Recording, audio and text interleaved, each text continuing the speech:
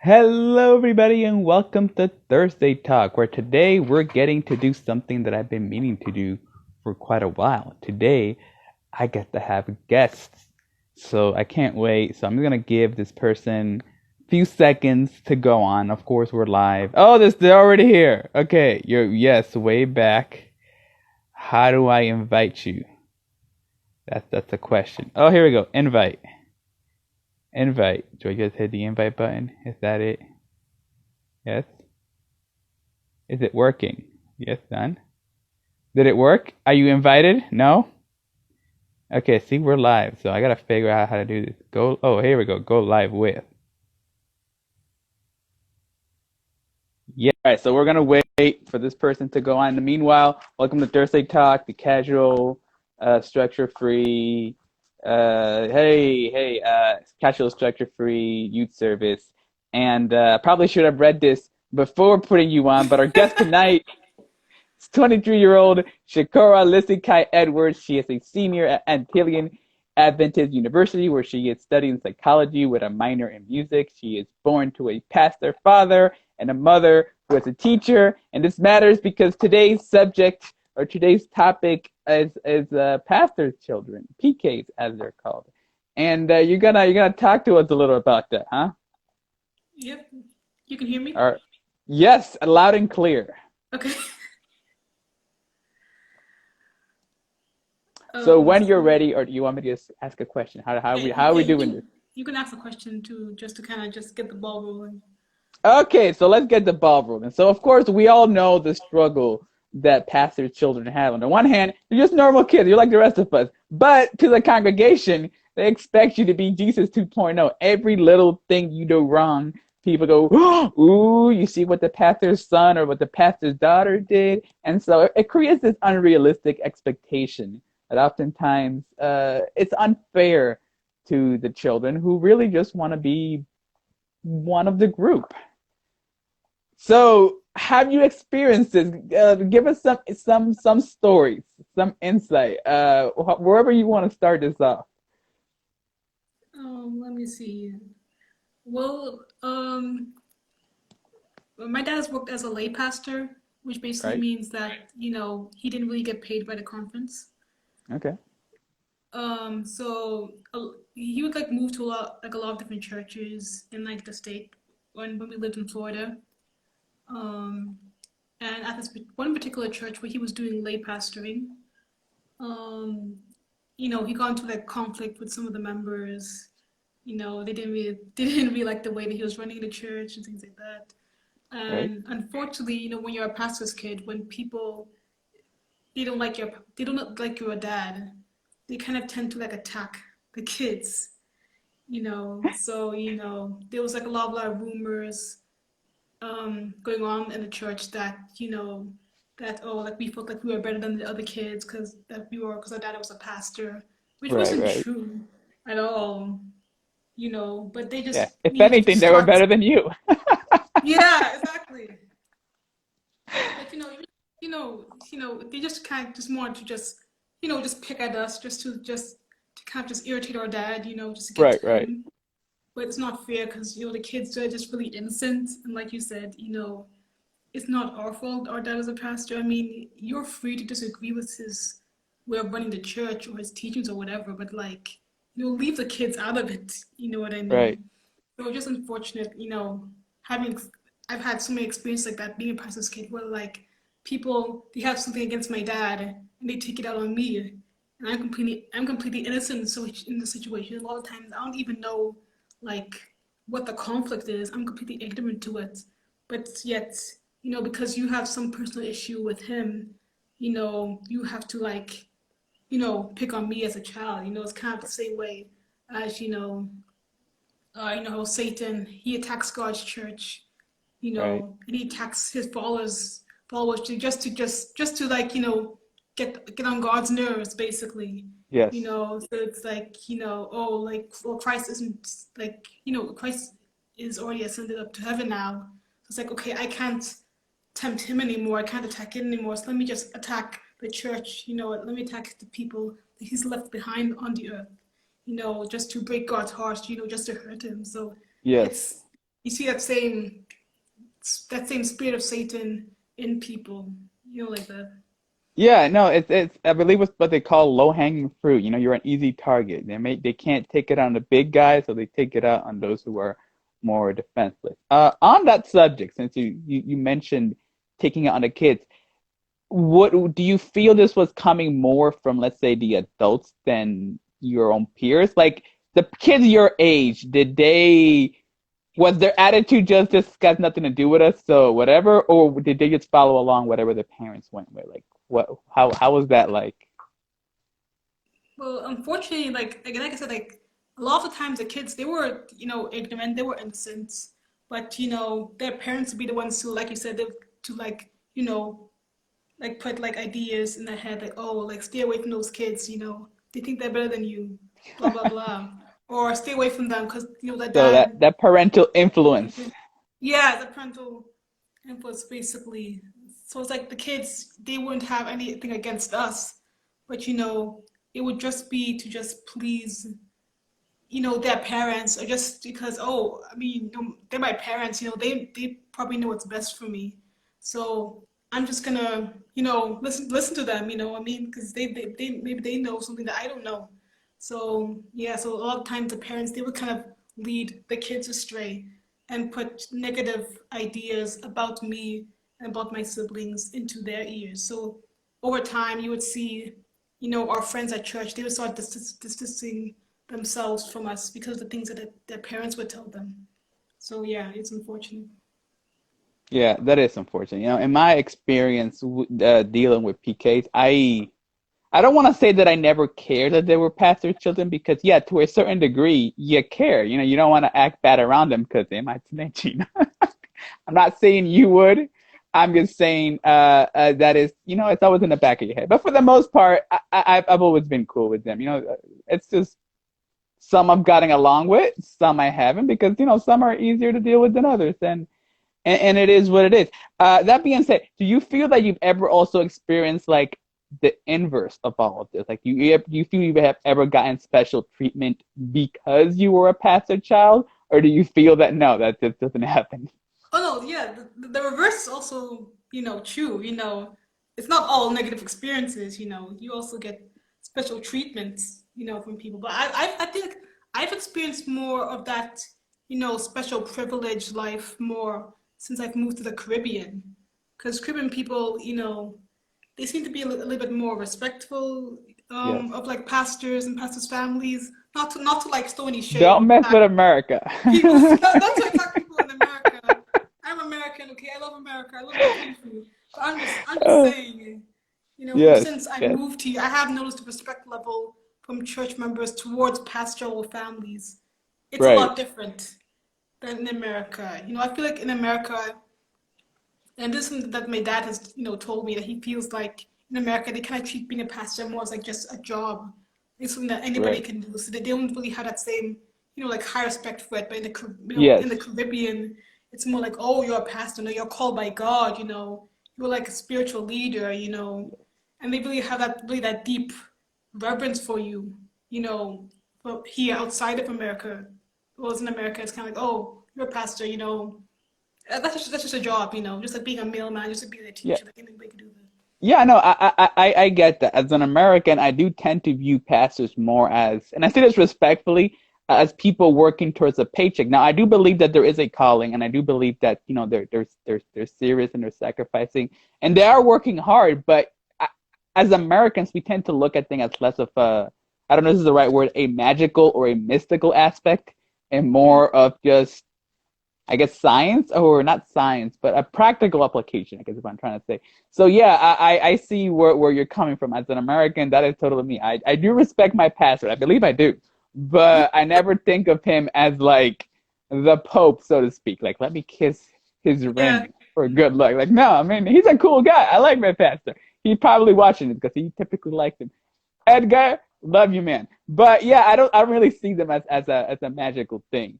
But yeah, it's interesting that you bring up that sort of dichotomy between how you're treated by Americans versus how you're treating by Caribbean folks. So on that issue of privileges and on the negative, are there any stories you can share without getting too critical that you feel stand out for both like the positive and the negative? Hmm. Again, if it's too personal, you don't have to do it, but No, it's fine. just Because a lot of these things happened, like a number of years ago, so it's not really like, yes, just hard for me to talk about. But don't mention any names. I won't. We don't want to get into that mess. All I'll say is that most of these things took place in Florida, but I won't name any names or any church. Okay, well, you we were already getting too specific, but okay, Yes, continue. that's okay. So this happened when I was living in Florida. I'll just start with the positive. So I think really one major positive experience I had was my dad. He was asked to preach at this huge church in Orlando. I went to church in Orlando, and Hmm. they did ask him to come preach. I think it was for a week of prayer. Or it was some type of week of prayer, some type of crusade type of thing. Right, right. And they had asked him to be as a guest speaker.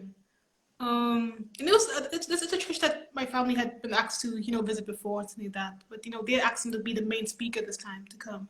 All right, all right. And we lived, I think, 3 hours from Orlando at this time, so we Okay. lived quite a distance. So in order for him to do the week of prayer, instead of having him like drive the 3 hours there and 3 hours back, every day, for an Yeah, entire week, what they did, like, they had my entire family like stay in Orlando for that week, and they had to stay at a hotel, but not right. just like any like small cheap hotel. They had to stay at like a big like suite, like embassy suite type of Ooh, hotel for our entire week. I like where this is going. Yeah, exactly. So they of course at the embassy suites. Have you been there before? I don't know. I don't believe I have, but I am familiar with what it looks like, yes. Okay, but it's like really expensive, really Yeah. expensive. Well, the So humbled shall be exalted, so there you go. so they had us there, and like at the MC Suites, they have a nice big pool, so we went there to swim all the time, and they serve free breakfast, Of and course. and like I said, it's not like a small Yeah. type of like Fruit Loops boiled egg type of Yeah, you breakfast that get they everything. serve. Like it's like they have like a big Yeah. brunch type breakfast, like type of like it's like a buffet type breakfast that they serve. And then for lunch, they didn't have us. We didn't have to pay for lunch. We didn't have to pay any expenses for anything. The only thing we had to pay for was obviously the gas to drive there, and then the gas when we had to leave. But that was about it. They paid for our hotel. They paid for our lunches. For all of our other anything that we need, any accommodation. So that was a really like highlight for me, a really positive experience, how seeing how they really, took Oh, care of us, praise the took care of our Lord. family. Yeah. Now on the negative side of things. Come on, give it to us. When did you ever feel like, man, why did it have to be a pastor's kid? I just want a normal child. Come on, come on. That's what we're waiting for. It's unfortunate that I have so much more negative experiences Yes. Well, you don't have to than share all of than them. yeah, yeah, but it's unfortunate that I have so much more, negative experiences in the church, than positive experience. At least while I was in America, like I said, from moving out of America, you Right. know, the experience has been way more positive because the respect level is just totally different. That's just how it is, you All know. right. So for all you pastors' kids listening, what we're trying to say here is get your Caribbean ticket. Right? Tell your family to transfer over and enjoy Yeah. that sweet life. hmm Okay, so let me see. Let me just try to think of something that. Okay, All right. one All of the right. most negative experiences. Um, I think it was okay. I'll share my first negative experience. I think it was like the first church that we moved to, where my dad was doing lay pastoring, volunteering at a church. Right. In the first couple of years, it was great. They respected us. They really took care of us. Even though my dad wasn't getting paid by the conference there, church members they would like give money to our family, just Yeah. to help us Yeah, out with that's the bills problem. and things. Once they give you Mhm. money, they feel that they own you. But continue. Yeah, you experienced. Yeah, that's how it is. Yeah, but um, I would say maybe the last we were there for 3 years. So the first 2 years it was great. We all got along well, blah blah blah. But like people always like you. When they feel like they kind of have you wrapped around their little finger. You know what I mean? So it's Yes. like they liked my dad. They liked us as long as there wasn't as long as we weren't stirring the pot. You know what I mean? Like as long Yes. as they liked my dad, as long as he kind of like bended to their will. Yes. Like Stick he to the didn't. script. Yeah, as long as he yeah, exactly. As long as he didn't you know, do anything that they disagreed with. There was peace in heaven, so to speak. But as soon as, there was conflict, we started challenging them, then they started feeling like threatened by him. And so I feel like, oh, who are you? Like who made you God, basically? Things like that. And as a child, I was kind of sheltered from most of these type of attacks that people would make on my family, on my Yes. dad. Because I'm a young kid. I don't really understand, all this grown up stuff, all this, church Yes. conflict, things like that, with the conference and blah blah blah. As a kid, it doesn't mean a lot to you. But I'll never forget. Um, I went to like my first they had like a church members meeting, so they have like Yes. a board meeting, then they have like the members meeting where like as long Yes. as Where you're a member, everybody who's a yeah, member can show up. and it Yeah. was We so have one of those coming up, good luck. I'll pray for you. assuming COVID doesn't shut it down. So Oh. come on, COVID. If I ever wanted you to bring up those numbers. Oh boy. So yeah. So because I never been to a church members meeting before because Right. I was a member, but I wasn't like a baptized member. So only baptized members were like allowed to go. So now I was newly baptized. Now I was like obligated to go to the members meeting. And I'll never forget my first members meeting. I think I was maybe 13 years old, 12 or 13.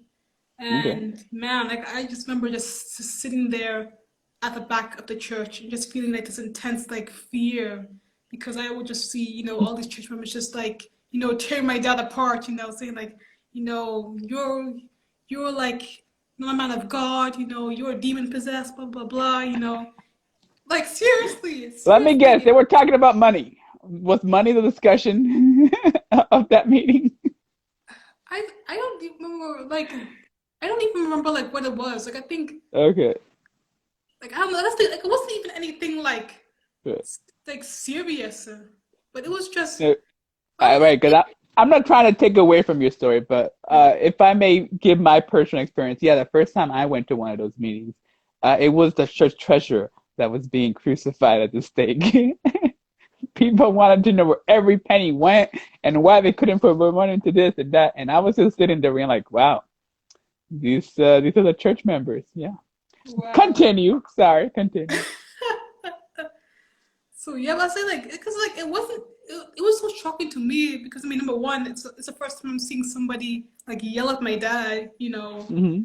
and things like that. So that alone was like traumatizing for me. But then it's like on top of that, it's like you're yelling at him or something that isn't even that serious. Because it's like I feel like because I think it was something like it was like a power issue at the church because at the church it Yes, was like the woman were it kind of always like is.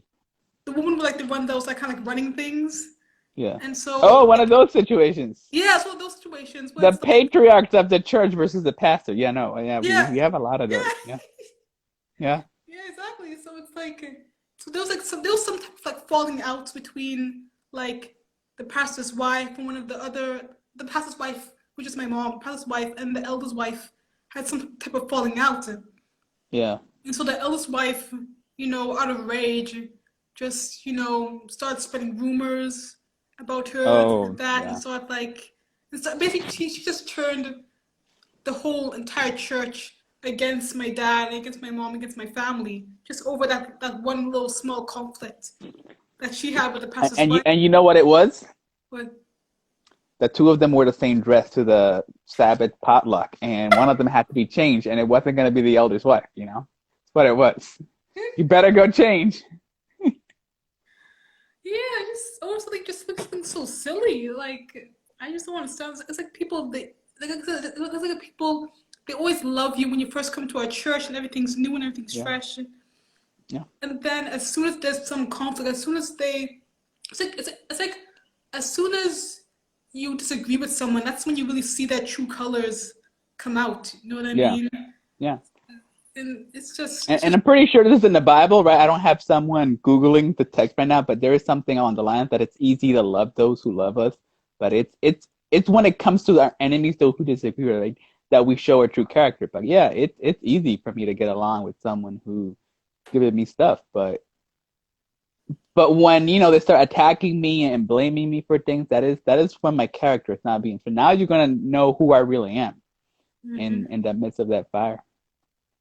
yeah, it's crazy. It's crazy to see like just how people can, act all holy and act all righteous, on a Sabbath morning or at a prayer meeting, but as soon as they walk into that board meeting or walk Oh into that yeah. commercial meeting, yeah, it's like the claws come out and they just totally change. And it's like, oh, where did all that righteousness go? Where did all that holiness go? Where did all that love for Jesus go? It's like they just threw it out the window as soon as they walk into that meeting, come face to face Hey, with the Jesus flipped some person. tables too. Remember that. Yeah, He walked yeah, he walked into that temple and flipped and called them a den of thieves. So yeah. yeah. But that's different. That's a righteous type of Yeah, no, love. I hear you. I hear you. I'm just saying you can use the Bible to justify pretty much anything, no matter how messed up it is. I mean, Abraham had 3 wives. I'm just saying. Oh boy, yeah, it's crazy. But yeah, it's interesting. See, I had this perfect question while you were talking, but I didn't want to interrupt the way you were saying. Another question is gone. So I'm gonna then take it this way. Did you ever experience relocations, and how did that make you feel? Like, what do you mean by relocation? Like your conference transfers your family, and you Oh, have to go. oh yeah, several times. Like, I mean, I've moved over Let's hear 15. it. I've moved over 15 times in my lifetime. So, When did it give me like what goes through your head when that happens? Did it ever really bug you? Did you ever feel like, can we just stay this time? Have you ever felt like, yes, finally, let's leave this one area because I am done with it? I would say most of the time I felt a lot of relief about Yeah, leaving the area because it's just like okay, it's like you turn over a new leaf. It's like a new yeah. start for you, just relocating to a new area, not having to like be near that church, having to like run, having to like feel that anxiety or that fear of oh, I might see that church member while I'm in Walmart. You know what I mean? Or like, so it's nice, You're the like oddest. relocating, so you don't have to like worry about like having to like run into that church member that you had like an argument with, or run into that church member that said something negative about your dad. You know what I mean? So I liked moving just so I can just detach myself from those people and from that church and from whatever negative situation occurred in that area. So I'd say most of All the right. time I enjoyed relocating. It wasn't really much of a stressful or like a burden for me. Like it was nice just having to being able to like distance myself from those negative people, those negative experiences um, that I had. So yeah. All right. All right. Well, it's always interesting because yeah, I'm not a pastor's kid. If anybody's watching this who doesn't know me, I'm not a pastor's kid. But we did move, I believe, 3 times, and I hated it because I'm like extremely shy, and so it took me a while to build friends. So whenever I had to like start over, that always bothered me. And then when we moved to this city where we are now, we moved within the city a few times. Same city, but I ended up going to different schools, and that always bugged me. But I've always been on the top of my head, like it must really sting for pastors' kids to have to go across the country, and that's it. It's all over. But yeah, so I think that's an interesting perspective. It was a relief, Yeah. which I think just goes to the point that like you said earlier, there's more negative Yeah, experiences. exactly. Because I would imagine there has to be at least one good church that made you go, can't we stay, Yeah. please? Yeah. But yeah. All right. What else is there? Was there ever any expectations for you, like to join Pathfinders or some other stereotypical Adventist activity that you didn't want to do at that moment, but they just expected you because you were the pastor's kid? Yeah, I would say there were all kinds of expectations on us to like be in pathfinders, be adventurers, like go canvassing, Yes. go go to like camporees, Yes. go to like youth camps. I think like that. There was always like expectation for us to join What those about things. what about the choir? Is that an expectation or no? Yes, the choir was a big one, a big thing. But like a lot of times like we didn't end up joining the choir, joining those type of things because a lot of times the choir directors were people that didn't like my dad and didn't like Yeah. us. So it was just better that we weren't, involved in those type of things, Right, just, right. just just to keep the peace. So yeah. All right, all right. Um, do you did you ever receive like an expectation or scolding that didn't make any sense to you? Like, because people tend to have like cultural and tradition. Like, do you ever were told something like, I even know how to put this? Like, you're not supposed to do this, seemingly benign thing because reasons that we can't explain, or no, or was it just the usual Adventist stereotype? Um, I would say it was just yeah, just a usual like stereotypes, I guess. Yeah, okay. Um, So nothing crazily out of the ordinary. All right, all right. Okay, well we've been speaking for about half an hour. Typically around this time I start running out of questions. So do you have anything else that you want to share or just for the people watching, advice on how to treat other pastor kids? Now would be the time you can take the ball and see where it leads us.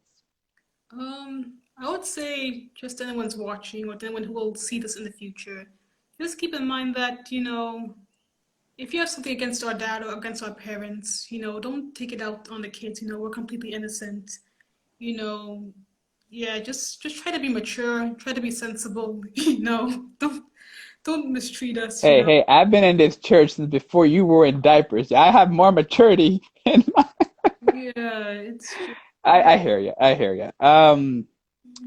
Yeah, humility is the quality that we can all practice, I think. And yeah, well then, I think that's all I can think of. So thank you very much for your time. thank you. You're actually, oh sorry, go ahead. I said thank you for having me. Oh, well, you're welcome. You're actually the first guest that we have. Oh, I've been meaning to get people to guest on here for a while. I just never knew how to ask. Um, Because first of all, I had to ask them if they watch these, which might sound like a low key shade at you should be watching me, which is not what I'm trying to do. I'm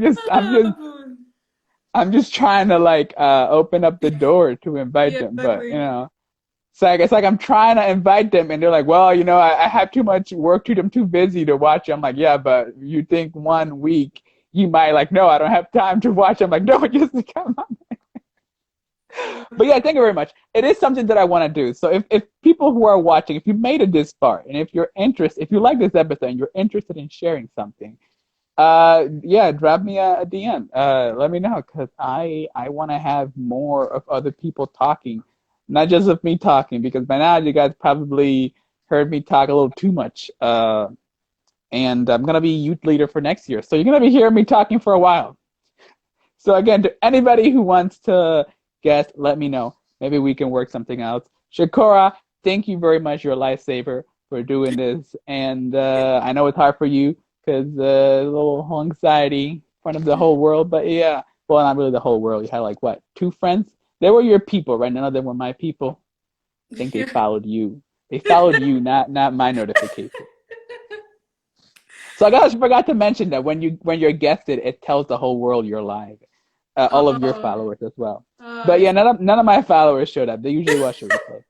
But yeah, Bert, anyways, thank you very much for doing this. And yeah, thank you everybody for watching this. Most likely in the replay. Oh, here's one of my people. Hi, Francis. We're actually over. We're just saying a goodbye, but you can watch the replay and see what we spoke about. So yeah, with that said, I will see you guys next time with another Thursday talk. I think I gotta drop you before I can end it. So let me drop you first. Bye. Bye. And yeah, with that said, everybody, thank you for watching, and I'll see you next time. God bless.